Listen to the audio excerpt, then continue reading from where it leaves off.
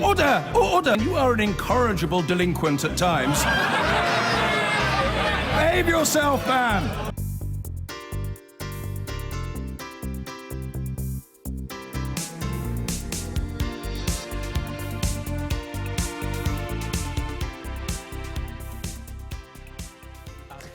The new Brexit Secretary has held his first talks with the EU's chief negotiator in Brussels. Dominic Raab, appointed following David Davis's resignation, met Michel Barnier as the European Commission instructed other EU states to prepare for a no-deal Brexit, the situation where no formal agreement is reached by next March. Our Europe editor, Katia Adler, reports. A new face in Brussels, confronting the same old Brexit challenges. Michel Barnier, the EU's by now rather dour chief negotiator, has been in on this process from the start. Our challenge will be to find common ground between the fundamental principles that define the EU and the UK positions. The smiling enthusiasm of the new Brexit secretary came in stark contrast. I come out today to discuss in the detailed proposals that we've got in our white paper that you will have seen, and I'm looking forward to, with renewed energy, vigour and vim, heating up the negotiations and making sure we're in the best position to get the best deal. So is the government stable enough to make a deal with Brussels? The EU is not convinced of the British line that big progress is being made in negotiations. Are you sure? We were really presented several positions, and Great Britain was facing even some resignings of ministers and of state secretaries. Now we have a new Brexit secretary, which has got the EU thinking that the possibility of the UK crashing out of the club without a deal has become a lot more likely. But what exactly is this no-deal Brexit? All this Brexit terminology, the political toings and froings, it can make the Brexit process seem very theoretical and far away from our everyday lives. Which is why the European Commission has come up with this, a stark warning about planes, trains and queues at borders, published just as Britain's new Brexit secretary arrives in town. It's a reminder to EU countries to do more contingency planning in case, after more than 40 years of being intertwined, the UK and the EU now break apart without any practical agreement in place of how to work together after Brexit. Remember these kind of border queues when there have been hold-ups in Calais in the past? We'll expect the same or worse, says the European Commission in its paper, if freight trucks, passenger vehicles and travellers themselves are subject to new post-Brexit checks between the UK and the EU. It's something the UK says it's preparing for too, just in case. The EU paper has more warnings of potential disruptions for Europeans, including at airports, if EU-UK aviation and passenger rights deals are no longer valid. For businesses, if the UK is a key exporter or importer of goods, the financial services sector will be affected too, and in security terms, with the UK being taken off EU intelligence sharing databases. Despite threatening and preparing for a no-deal scenario, the UK and the EU say they're still determined to reach a Brexit agreement. But things tend to slow down over the summer. Time for talks is running out, with no immediate sign of meaningful progress. Katia Adler, BBC News, Brussels. The new Brexit Secretary Dominic Raab met his EU counterpart for the first time today and pledged to step up the pace of talks. Michel Barnier reminded him there's still an awful lot of work to do, including agreement on the Irish border. Well, our political correspondent Paul Brand is in Brussels for us. So, Paul, a friendly start. Yeah, Dominic Raab may have a black belt in karate, but he's new to this style of combat and he went in fairly gently today. His first official day of negotiations still going on in the building behind me. He's having dinner now with Michel Barnier. I'm told the point of that is to build a relationship after, of course, the last one broke down prematurely. The previous Brexit secretary resigning over the Prime Minister's Chequers plan. This afternoon, though, the pair said that plan would form the basis for their talks today as they shook hands for the first time. Our challenge will be to find common ground between the fundamental principles that define the EU and the UK positions. I'm looking forward to, with renewed energy, vigour and vim, looking at the detail of all of this. As Michel has told us, the clock is ticking, and so I'm looking forward to intensifying, heating up the negotiations and making sure we're in the best position to get the best deal.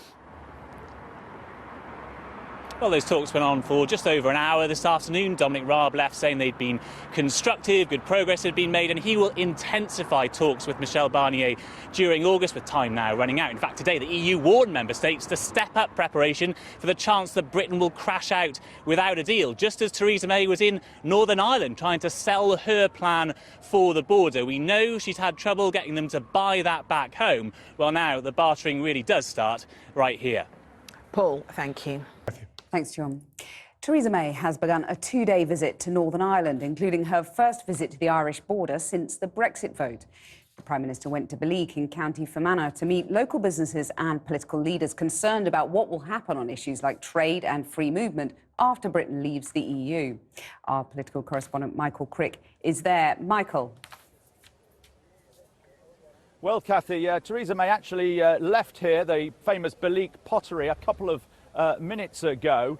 Now, remarkably, she's been Prime Minister now for more than 2 years, and yet this was her first visit today to the Irish border, even though the Irish border is probably the biggest impediment to a Brexit deal. We are right on the border here. On the far side of the river is the Irish Republic. Here I'm in Northern Ireland. The border line is actually in the middle of that bridge. Now, politicians in Belfast and Dublin, Brussels and London all insist that there should be no hard border here after Brexit. And yet, the European Commission today, about the possibility of no deal, warned that if there is no withdrawal deal by the 30th of March, then there will have to be, between the EU and the UK, there will have to be border checks, customs checks, regulations checks, sanitary checks, and they warned that would cause huge disruption to cross-border traffic. Nothing in the European Commission document today about this border being an exception. Theresa May came to this factory tonight to try and persuade this enterprise and other Northern Ireland businesses that the Chequers settlement from 2 weeks ago is the best way to ensure trade with the rest of the EU and with the South will be as frictionless as possible after Brexit.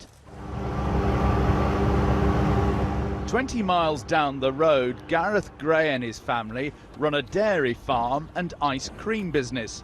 80% of it goes to the south. He's not too worried that no deal might mean border controls.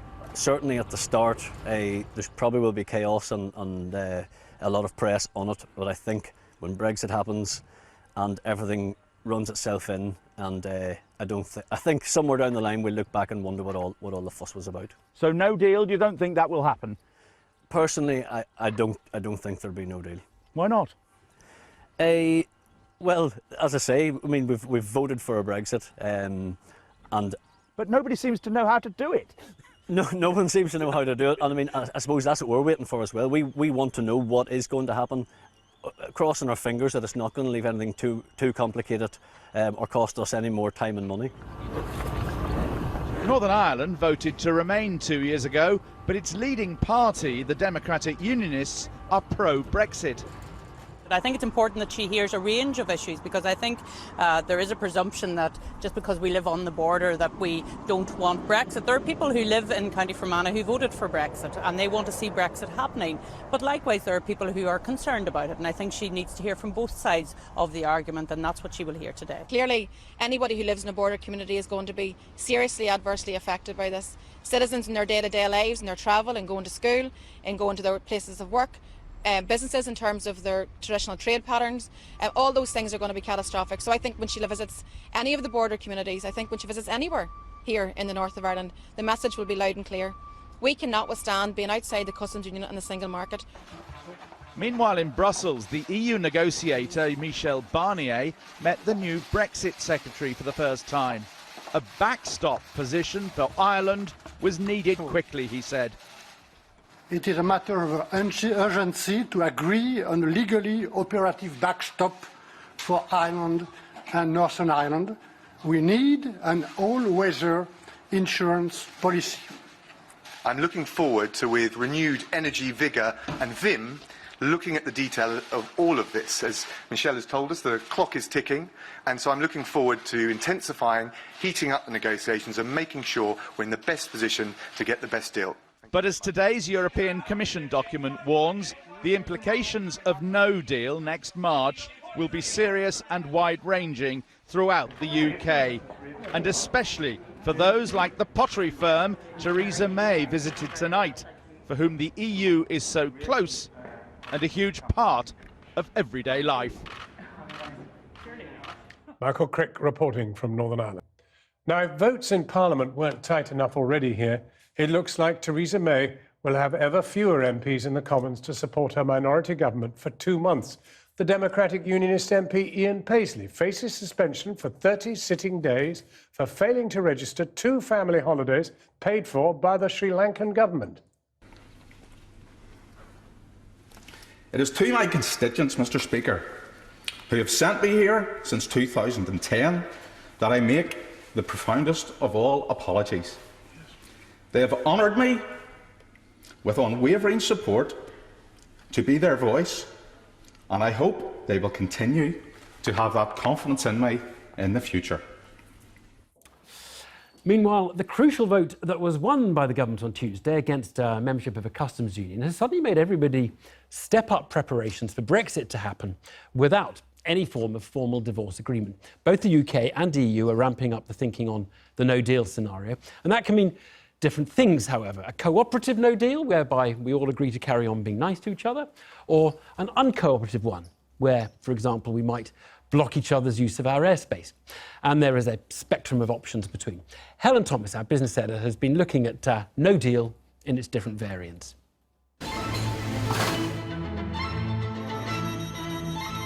Two little words. One big question mark. And almost countless issues, complexities and headaches for business and government. So what do those two little words actually mean? The European Union today issued guidance about a no-deal Brexit. It was referring to one potential outcome, but in the context of the UK leaving the EU, no deal can actually refer to a few different things. For a start, there is more than one time where we could leave with no deal. In March 2019, that would suggest the UK and the EU have failed to reach a deal on even the basic issues in the withdrawal agreement, like money, Ireland and citizens' rights, and no political declaration on future relations. But say that goes smoothly, what happens at the end of transition in December 2020? That's when the government hopes it will have a broad trade deal with the EU, but there is a chance of no deal there too. The first is, most people agree, the worst case scenario. No withdrawal agreement, let alone a trade deal. This is what the European Commission has been referring to in its no-deal guidance. Europe's guidance contains some Armageddon scenarios, that planes could lose their right to fly or that data couldn't flow freely. And there are some others, that UK mineral water wouldn't be authorised for export, or that exports of animal-based food, Welsh lamb say, could be prohibited without several regulatory changes. And that's before you get to checks at borders and the disruption that that might cause. Let's move on to the second type of no deal. If the UK and EU fail to agree the details of a longer-term trading relationship by December 2020, would that be much better? The UK government has an additional 21 months to put systems and processes in place, to put a sort of mattress under the cliff edge, which obviously has benefits. The other benefit is that if the UK has settled its withdrawal agreement, there's probably more of a level of trust between the two that would mean that some of these bilateral agreements or side deals are more likely. The phrase no deal is ultimately a bit misleading. Most people assume that even if we leave without a comprehensive free trade agreement, we would have some specific deals. On aviation, say, or data security and medicines. Areas where there is clear mutual interest to just keep the wheels of business and day-to-day life turning. But we may want more deals than that. Advocates of no deal are often referring to trade on WTO rules. But not many countries actually trade with the EU on WTO-only terms. The US doesn't have a free trade deal with the EU, but it does have about 35 bilateral side deals. China, Australia, Russia, Japan all have multiple side deals. No wonder businesses aren't entirely clear what they're meant to be preparing for. We know that an increasing majority are starting to actually map out their potential exposure to Brexit, but what we're not seeing yet is really full-scale activation or even drawing up of those contingency plans, because less than a third have actually drawn those up. And of the rest, quite a few of them are effectively saying we will make adjustments and plans when we either have the withdrawal agreement or when we have a future relationship, i.e. when we have something that we know what we're adjusting to. No deal can only be a negotiating position if we're ready for it. And a few side deals to make it really work? Well, that might require a little remaining political goodwill. Helen Thomas. Alex Veach is head of global policy for the Freight Transport Association. It's obviously quite a big matter for the freight industry, Alex. Is it time for them to be so not just thinking about it, but making physical preparations of some kind, do you think? Well, I think that the larger businesses that we work with, the ones that trade rest of world and EU already, have been making sort of contingency plans, kind of scenario plans already. I think that we're not quite at the point of saying one outcome is definitely going to happen, so you should now go for that option only. I think we're still in that place of saying there are different scenarios, there is complexity, and let's see for a little while longer whether there can be goodwill and progressive agreements.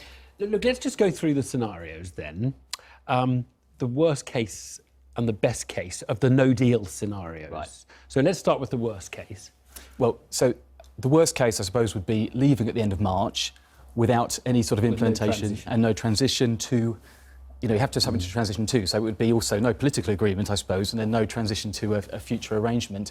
Now, even in that case, this is kind of 50 shades of Brexit, really, because there should be some things that could be put in place, even in that scenario, to make trade flow a little bit more easily. Just to give you one example from the logistics sector, from my sector, both sides are talking about accession of the UK to something called the Common Transit Convention, which is simply a way to help trucks move through borders more easily. And that could be in place, even in that worst-case scenario.